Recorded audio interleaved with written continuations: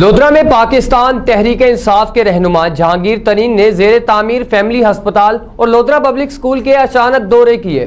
جہانگیر ترین نے ہسپتال کے مختلف شعبہ جات کا معائنہ کیا۔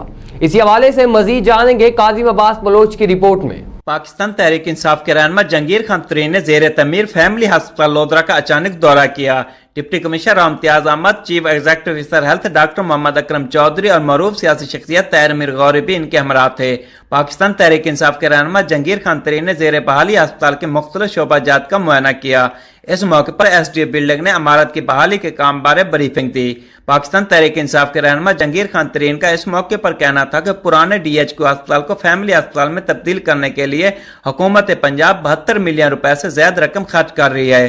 ہسپتال کی مرمت و بحالی کا کام مکمل ہو چکا ہے۔ فرنیچر، مشینری و دیگر طبی آلات کے لیے بھی ٹینڈر ہو چکے ہیں۔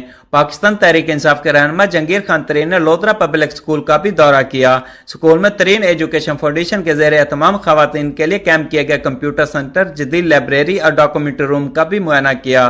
پاکستان تحریک انصاف کے رہنما جہانگیر خان ترین نے ڈپٹی کمشنر امتیاز احمد اور چیف ایگزیکٹو ترین ایجوکیشن فاؤنڈیشن اکبر خان کی کاوشوں کو سراہا۔